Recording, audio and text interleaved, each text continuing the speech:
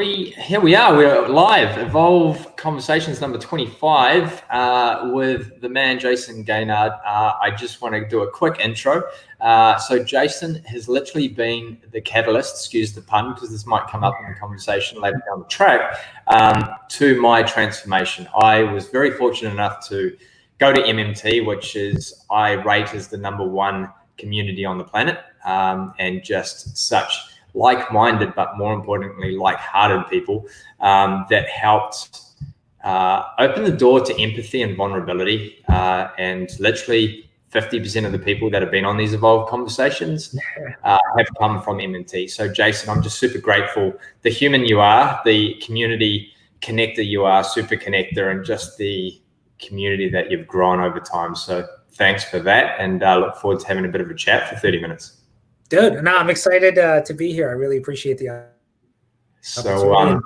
Again, great to reconnect. Awesome, man. So we're obviously both in the same environment around creating amazing events and communities, and you've got an event meant to start in a week's time, and mine we had to turn off. And there comes a lot of thought processes, mindset, feelings that when something gets turned off, but we are very optimistic individuals, silver linings. What's been your biggest discoveries over the last 8 weeks in life and in business? What have been some of those biggest discoveries for you?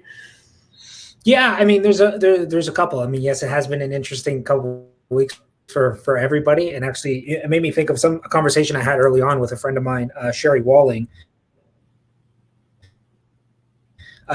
where a therapist, and she specializes in working with entrepreneurs specifically. And the one thing I was talking to her, but there's kind of was like two schools of thought. You know, when all this COVID stuff happened, there was one school of thought of like almost like the David Goggins, channeling your David Goggins, and like, you know, pushing hard. This is the time to like get market share, and while everybody's sleeping and resting and all that kind of stuff, which I know some people did.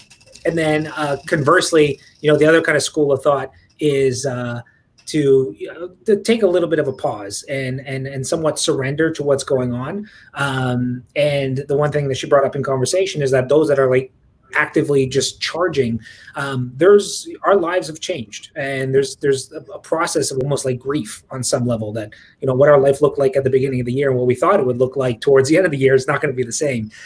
So the processing of that is one of the things that, you know, I kind of clued into, because even when I think of like procrastination and like all these hacks out there, how to be more productive, the best productivity hack I know is a therapist, or like talking about like what's going on emotionally. If I get emotional baggage out of the way, I'm incredibly productive.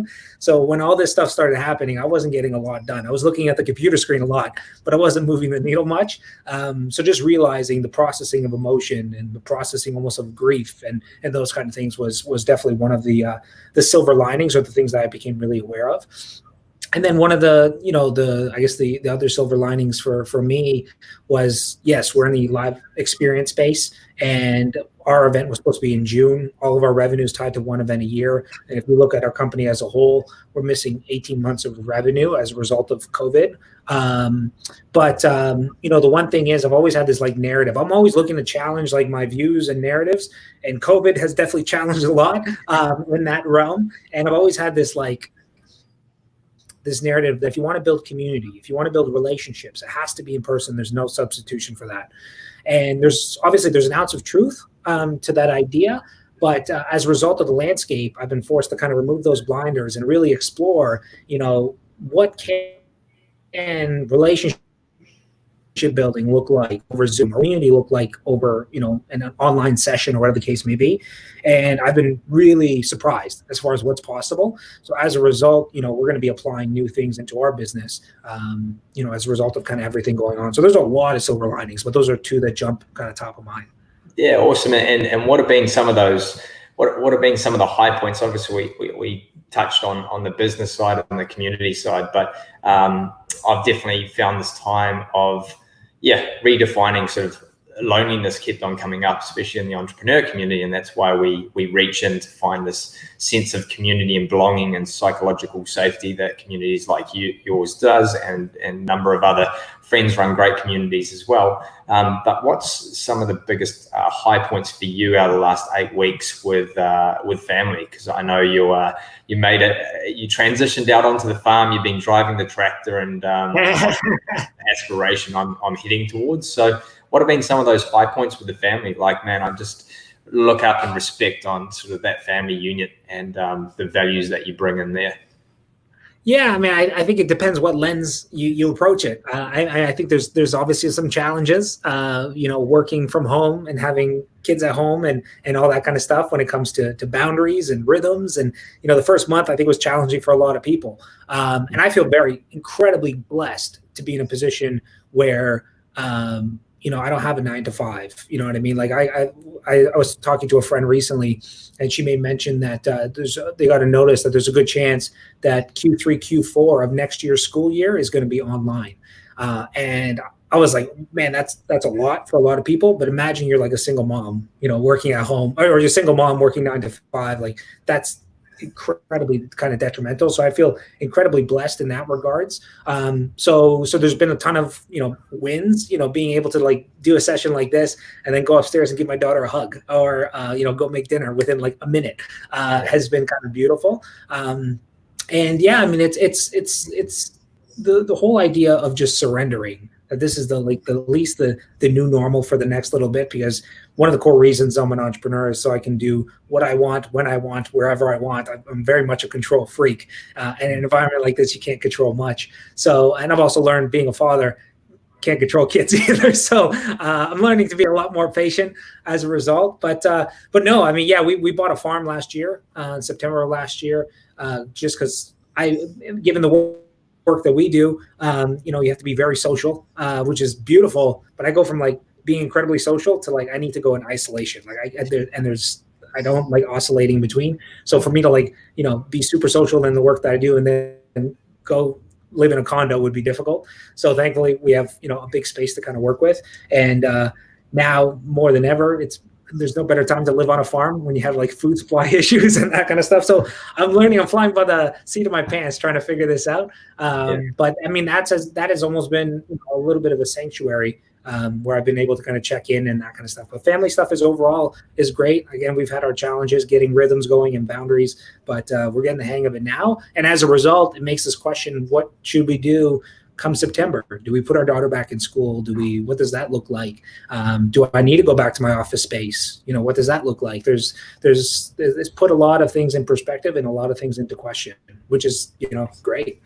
Yeah, well, it's obviously Sarah is head of change. She decided to go back into the corporate world 2 weeks before COVID to work from the inside out versus the outside in, around innovation and culture change. So she thought, I'll go back into the second biggest bank in Australia and head up change. And then COVID came, and she's literally got 35,000 employees trying to work from home, and they only ever accounted for 7,000 remote working licenses. So that was week 1 of her induction.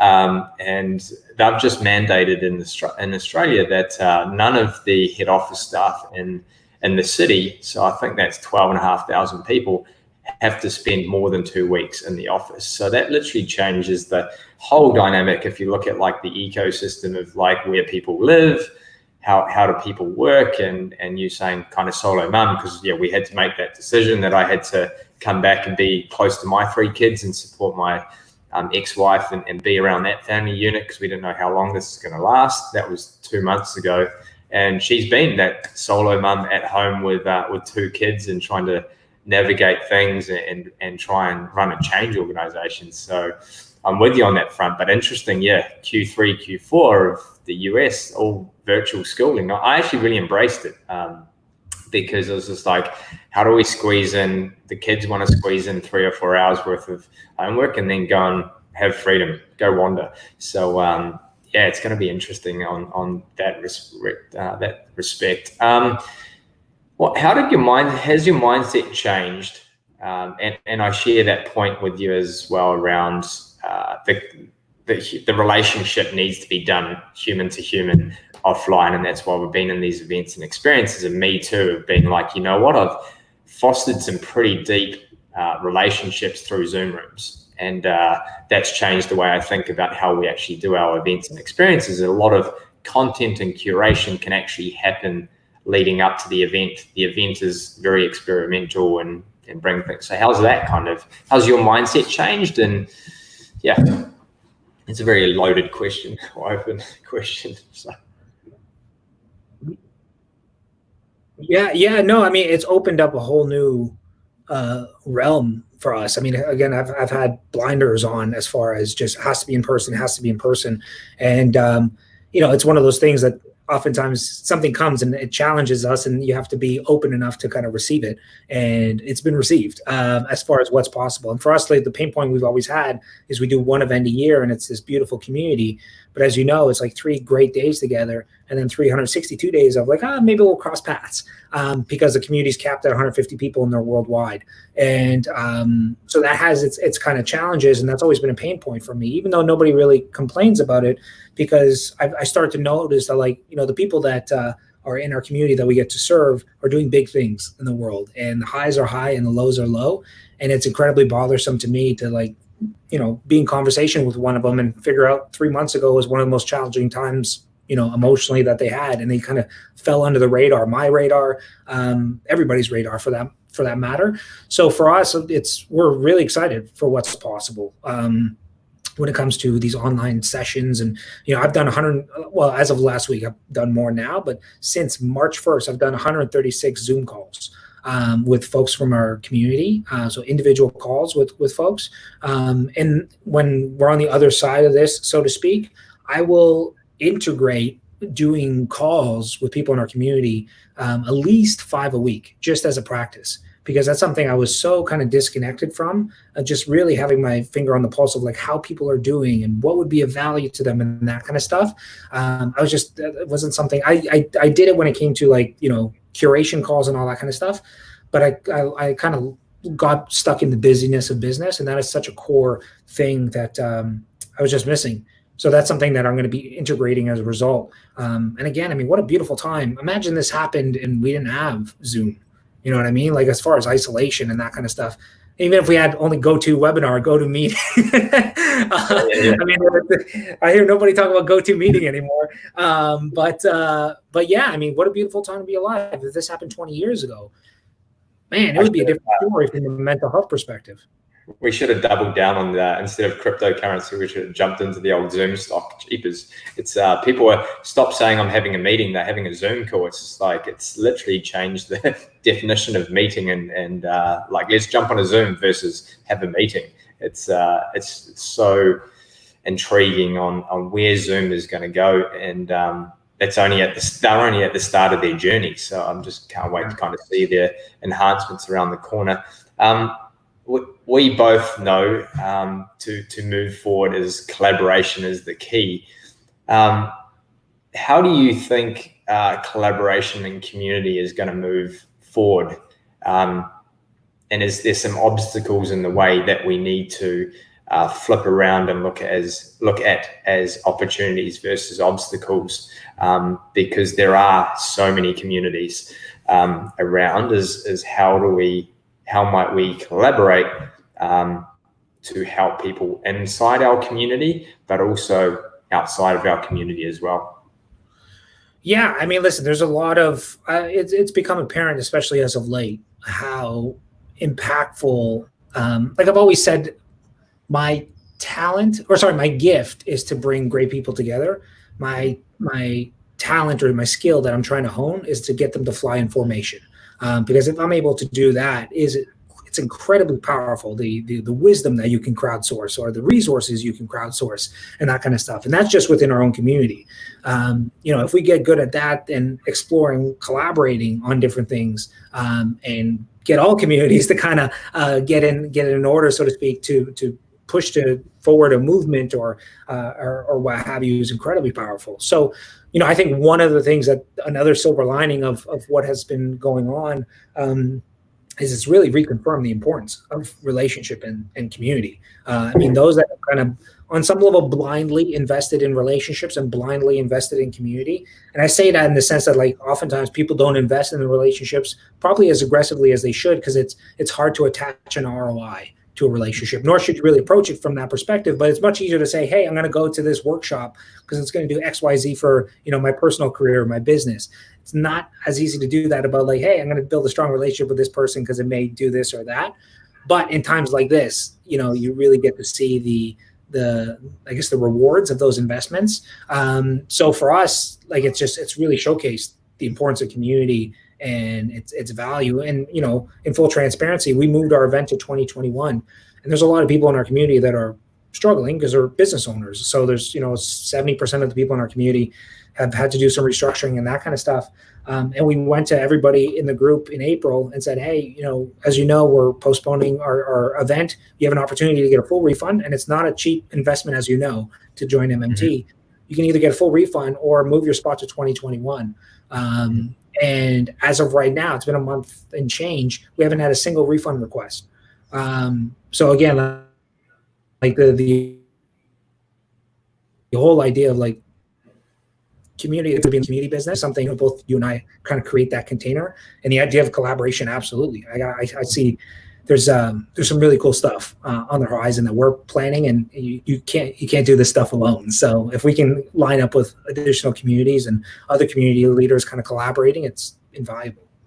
Yeah, man, totally. And the power of relationship, and I know 100% like the last 5 years after selling my business and kind of having that, what is Elizabeth Gilbert saying, is that you expect once you write Eat, Pray, Love, people don't remember what you did before Eat, Pray, Love or the book you're after. And you literally got this self-sabotage happening in your head. And I think you probably could resonate with this. Is like when you're doing an event or you create a business, you expect the next one to be better, if not otherwise it's oh shit, I didn't hit the mark, and you go into this whole self-sabotage. But the only way to keep my head above water is I made this conscious effort to go all in and building relationships and investing heavily. And some people, especially in New Zealand and Australia, and there's a lot of New Zealand and Australians listening to this call, is that the word networking just keeps getting used. How do you better network? And I know that's a banned word. We don't use that very often in your part of the world. When was your point when you knew that I just had to double down and investing and building relationships, and community came second? But when was that time in your life when you're like, relationships are truly the key to success in life and business, everything? Yeah, so for a quick high level, I haven't always been in the event and community space. I used to be in the e-commerce space going back 10 years ago, and built a really successful e-commerce business, but realized after doing that for 7 years that I built a business I hated to enable me to buy things I didn't need, to impress people I didn't like. So when I realized I was out of alignment, so to speak, I got out of that business. Unfortunately, not a successful sale. I kind of crashed and burned. But regardless, somebody had a ticket to go see Seth Godin in New York, and I didn't know what this workshop was about, but I had no other obligations at the time. And I said, hey, I'll take the ticket. And I went, and it turns out the theme of the workshop was a connection economy and how there's huge value connecting like-minded individuals. So I came back, with this idea of like, hey, maybe I'll do these dinners and bring together fascinating entrepreneurs, not as a business model, but just to surround myself with great people. Because I really, up until that time, I got married a couple months prior, and for my bachelor party, I had two people there, my brother and my brother-in-law, nobody, back in 2012. So I was kind of really starting from the ground up, and did this dinner, and it turned out to be a huge success. And I just got clarity that connecting people was something I wanted to do to some capacity for the rest of my life. And then, and I was paying for these dinners out of pocket. And the short version of the story is I was $250,000 in debt after that business crashed and burned. And I was considering bankruptcy at the time. And I'm like, the bank, my reasoning for doing these dinners and paying for the dinners was that the bank could take my car, they could take whatever measly assets I have left, but they can't take my relationships. Investing my relationships and investing myself ultimately were the safest investments I could make. So that's why I kind of doubled down. Well, I don't say blindly in relationships, but that was my first real, I'm going all in. And then a few months after that, had an opportunity to do an event with Tim Ferriss. And basically how that happened was he had 4-Hour Chef coming out. He was banned from all retail distribution. He found out a couple weeks prior, and he created these book bundles where if you bought 50 books, he'd do a webinar. You bought whatever, 10 books, he'd send additional resources. Well, he had this long shot package that if you bought 4,000 books, he'd do 2 speaking engagements. And when I saw that package, I thought of a friend of mine who does events, and I sent him an email. I said, dude, this is a great opportunity because Tim doesn't speak that often, and he's only doing one package. And the minute I click send, I say, you know what, this is a great opportunity for anybody. So I ended up emailing Tim, and I'm like, I'll take the package. But the problem was it was $84,000, 4,000 books was $84K, and that was US money, which is more than Canadian money. And I didn't know how I was going to rent the following month, and I only had 3 days to come up with the money. So I reached out to 3 friends. The first one said, sounds interesting, send me some numbers.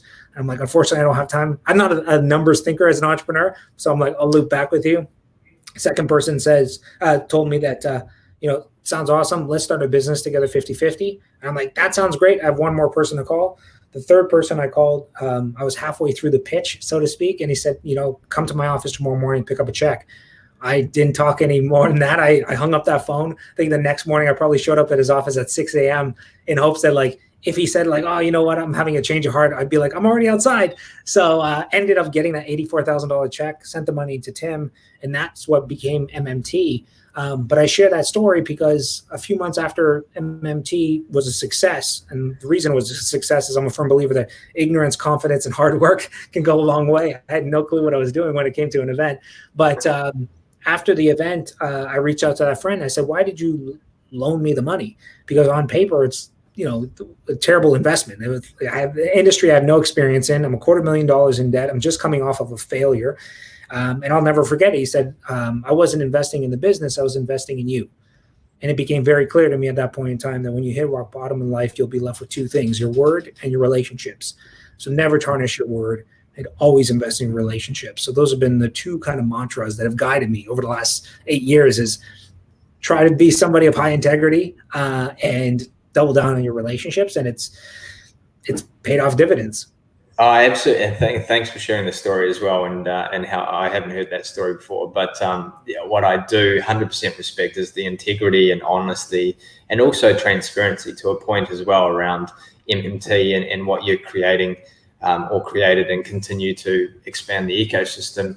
And the hosted dinners is something like, as I say, when I created Unleashed back in the day when I was 21, it was literally going, well, what works in a big market? Spring break works really well in the US, and it was literally bringing that concept down into this part of the world. And 25,000 people later, it was not like.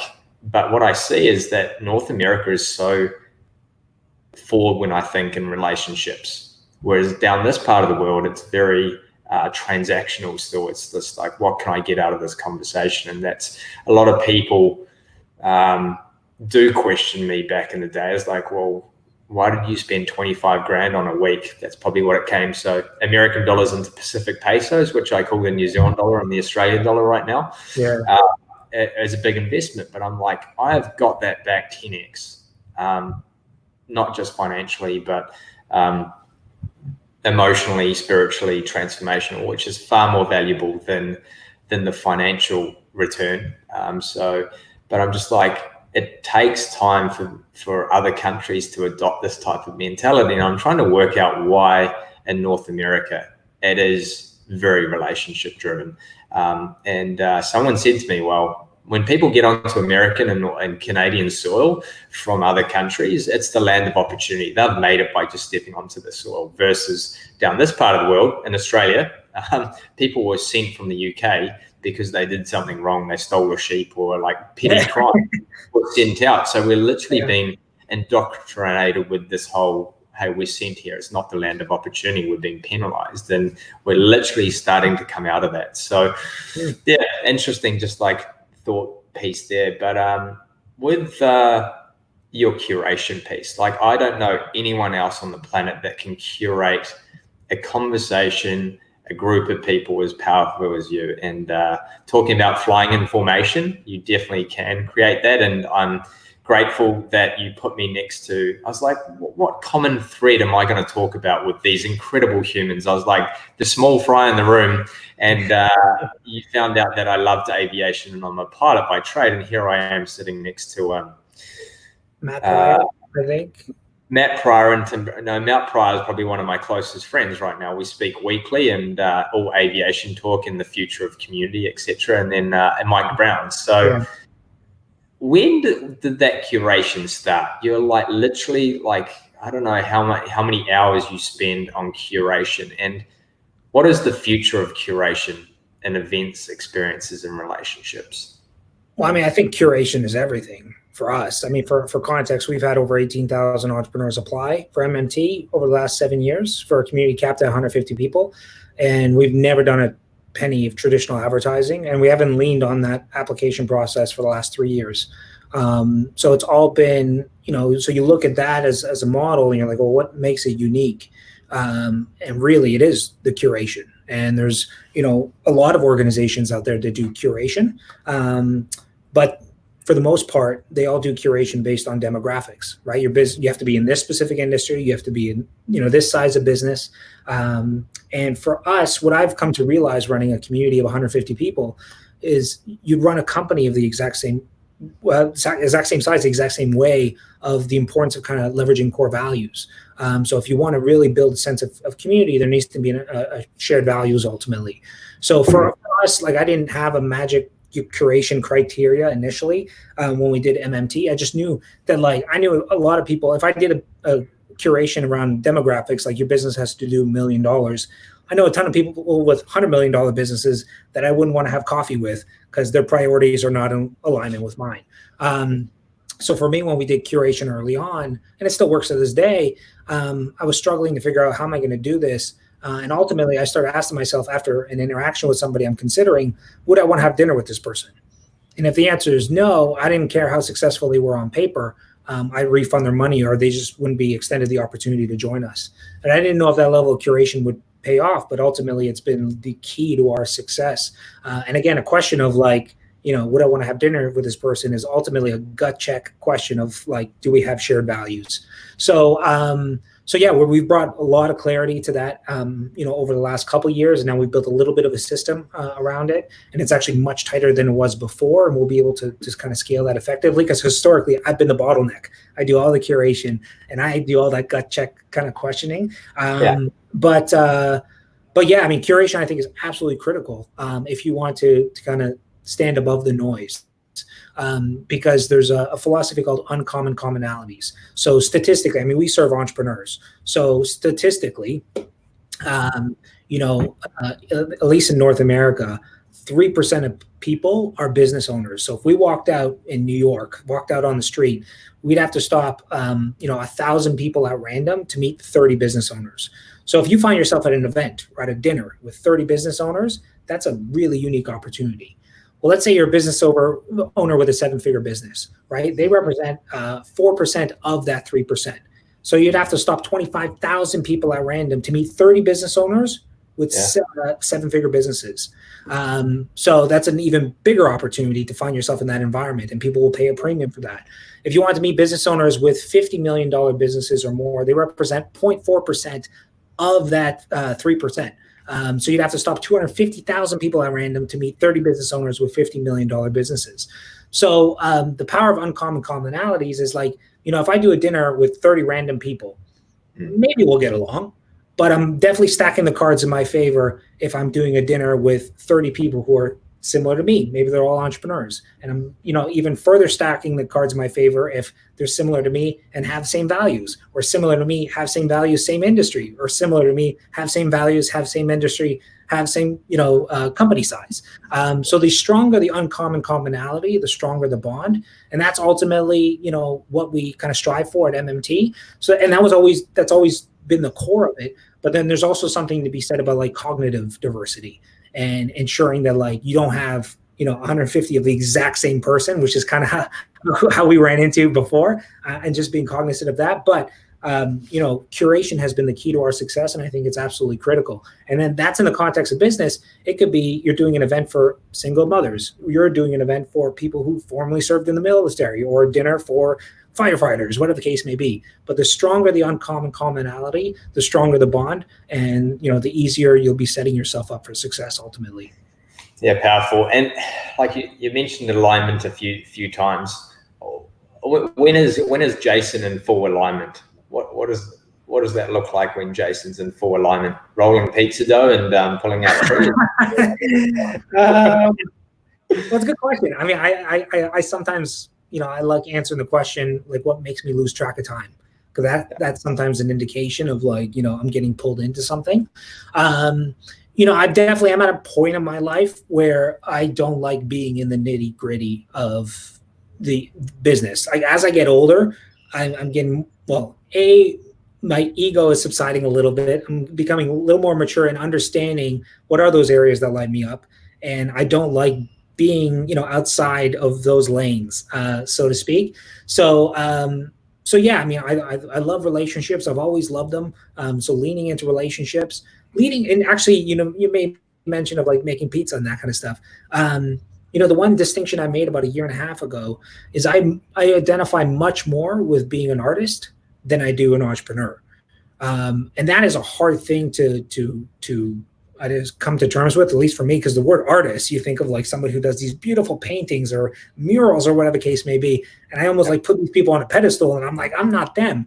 But at the same time, if I look at like all the things that light me up, whether it be woodworking, whether it be, making pizza, cooking, whatever the case may be, they all have an artistic element to it. And it became clear to me as a result that, like, to me, business is simply a canvas.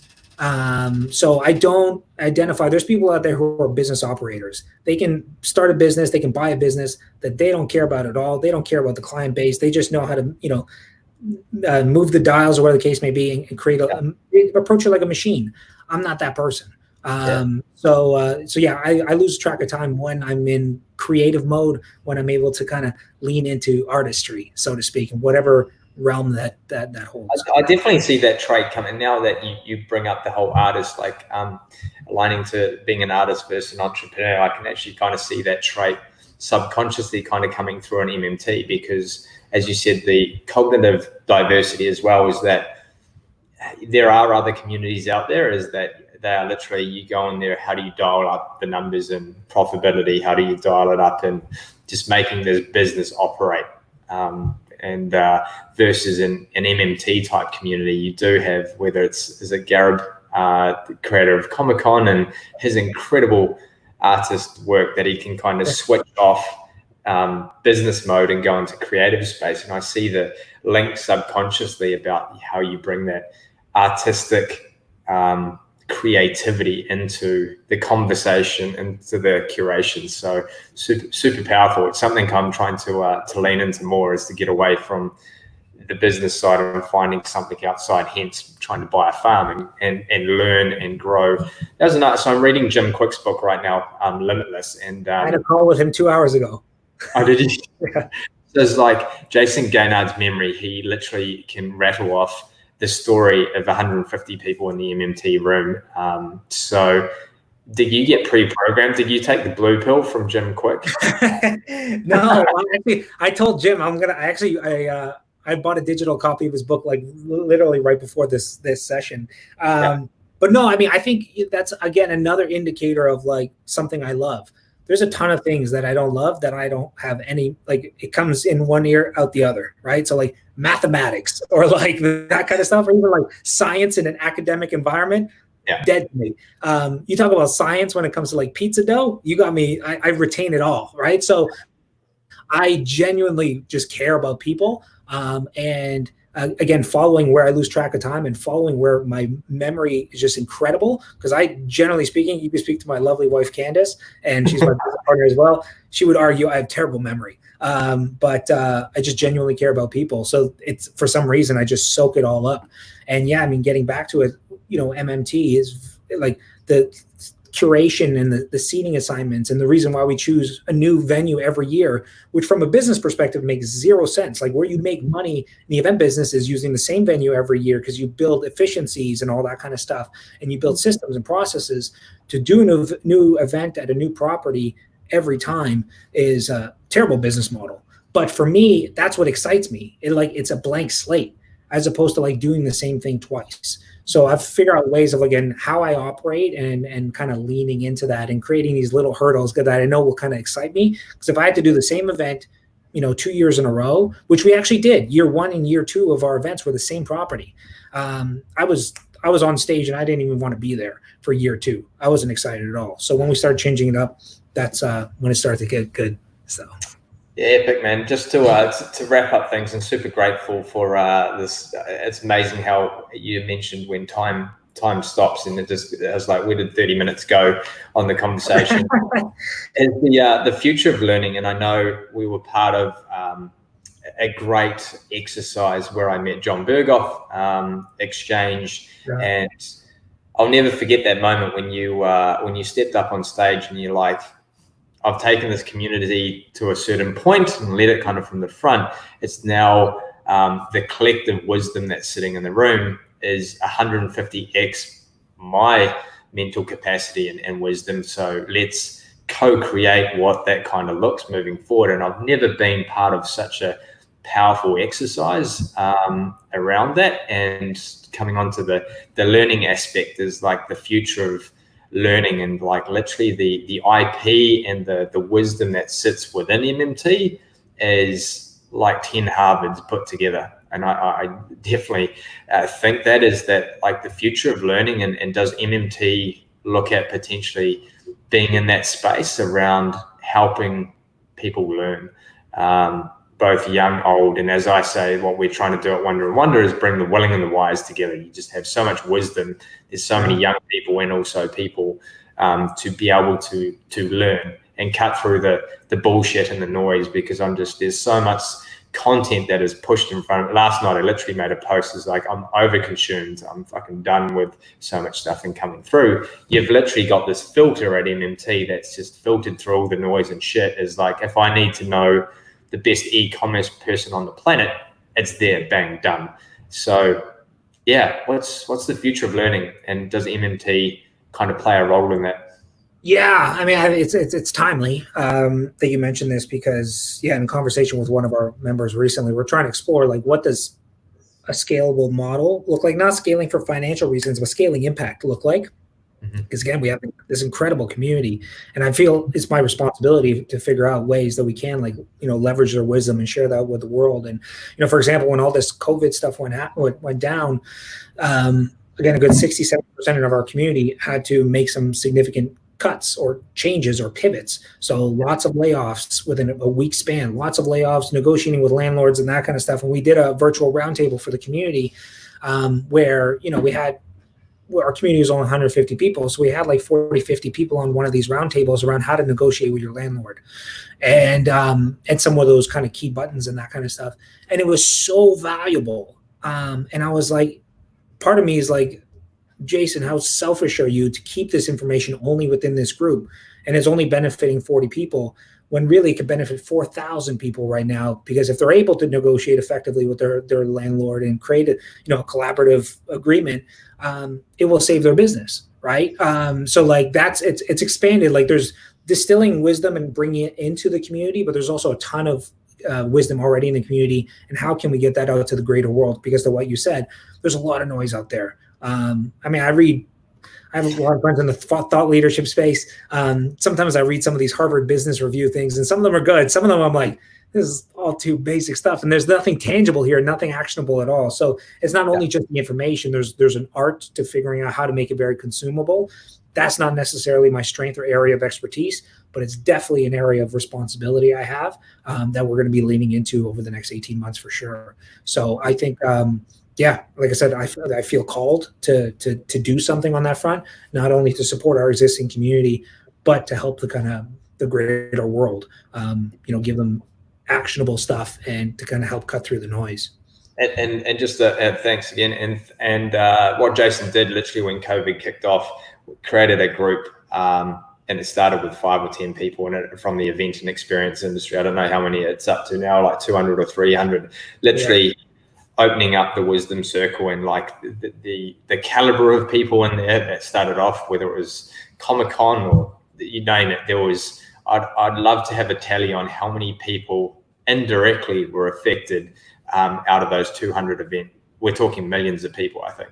But then coming together, and is it Barry and Blue and Taki and all of these people that banded together to have that roundtable conversation, like legal contracts, how to get out of contracts, was just so powerful, and probably saved people 20, 30, 100, $200,000. So, mate, that was such an unselfish thing to do, and super grateful for that. I invited people into the group, and that was amazing.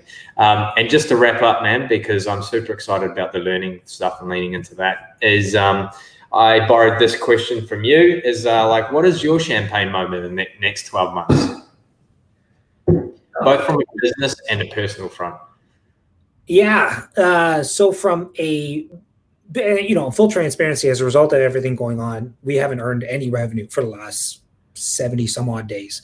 So we need to get back on that horse on some level. And how this ties into, personal, is we were in the process of building a home, our dream home. And we're halfway through the construction. And when COVID hit, we had to put pause on it for, we don't know how long.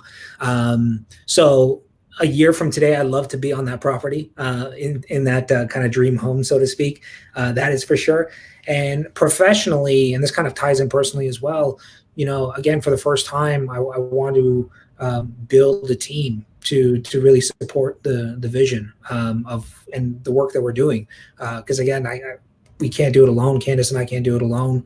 And it's worked well. It's taken us to this point. We just hit our 7-year anniversary 2 days ago. I didn't realize that one of our volunteers reached out and they had like, hey, it's been 7 years. I'm like, I completely forgot. But we're at an inflection point right now. We just basically have to cross that chasm. So that's really the plan over the next 12 months, is building that team so that I can move into my area of artistry, I guess you could say, and not being in the business so much and not being the bottleneck of the business. Because I think it's it's hard for entrepreneurs to let go. But you realize it's also selfish to the people that you serve, because you're not serving them fully, being spread out thin. So yeah, I'm done being selfish, and I want to support as best I can. And that's the goal over the coming months, is really build out that team. And thanks so much for everything. And literally the amount of relationships you've been a catalyst to, and both you and Candace, what you've created at MMT is just super powerful. And as I said, whether it was from Kat Hoke and that vulnerability exercise in Utah, which was so powerful, to then going to prison and being part of that program, to John Berghoff's work. I'm literally speaking to Chris Smith after this around his new brand. Hey, I've got 5 kids across 2 countries, man. I'm like, it's perfect. So super grateful to be part of my journey of, like, I was the deepest, darkest hole when I came to Park City, to now kind of go, you know what, financial, I haven't earned anything for 18 months, but I'd trade that for like anything. Like I'm feeling really aligned, and so super grateful for what you've done on the planet. I just can't wait to MMT to continue to grow and see the team, and hopefully finally get to North America. Otherwise, they're going to have to drag your asses down to this part of the world. Who knows what those expansion plans look like at this point? Again, finding the right people, and then we'll reestablish a new goal. But I appreciate it immensely, and and the work that you do, and that Sarah does as well. And just thank you for the opportunity. Yeah, man. Cheers, bro.